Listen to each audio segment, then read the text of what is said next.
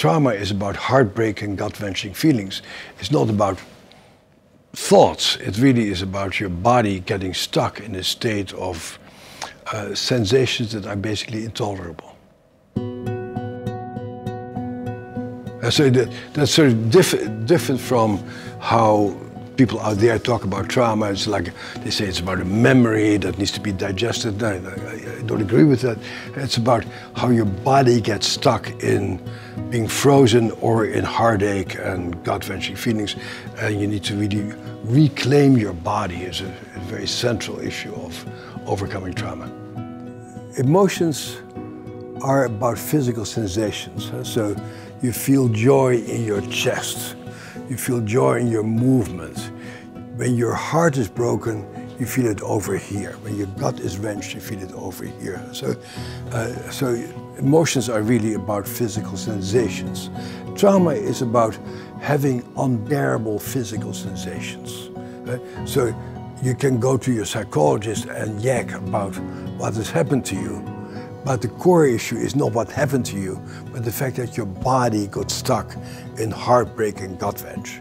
And so somehow you need to be helped to learn to re-own your body. We did a study on the immune system and trauma and saw that basically when people get traumatized, their immune system starts overreacting and starts attacking themselves. And I think that was a very good metaphor for people's bodies getting stuck in a state of terror. So I've explored many different methods of dealing with trauma. I found that yoga has had the best reception. When you're a traumatized person, it feels like nothing will ever change. When you do yoga, you notice you can put yourself in some damn uncomfortable pose, and before too long it's going to be over. And you get that sense of time, which is a very important thing in helping to overcome trauma, because sucky things happen to people all the time. And the way you move through life, you say, okay, today it sucks, but tomorrow is another day. So you have this sense of time that allows you to have that perspective. When you get traumatized, that perspective of this too shall pass disappears. And so re-establishing that sense of time, which yoga does so well, is another very important part of what yoga can do for people. Yoga really helps people to really contain themselves and to safely experience their bodies. It makes it possible for people to feel things that they may be very afraid to feel. And so that's just really much of my attraction to yoga, is the understanding that when you get traumatized, you don't really want to feel what you feel and know what you know. And that really is part of it's very at the core of the problem.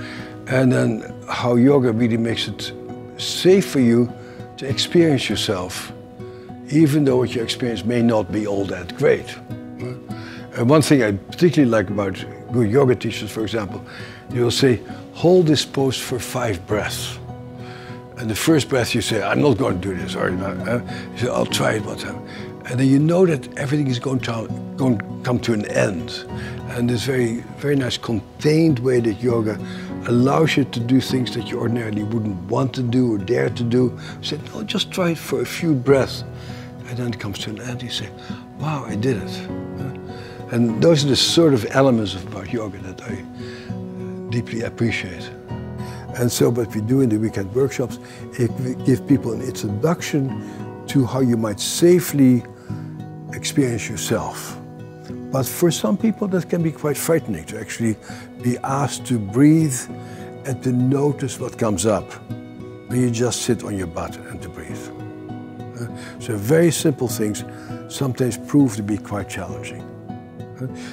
What's also important to know is, like, our research showed that a steady yoga practice for a traumatized person is more effective than any medication that anybody has studied.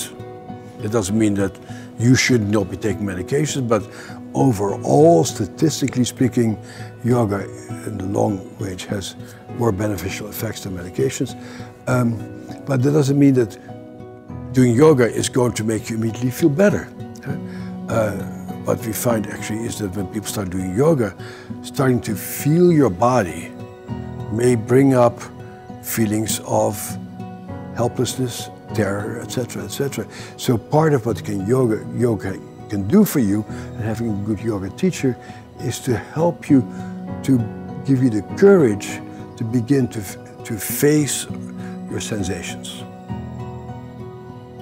And we give people an intimation in our workshop of that experience.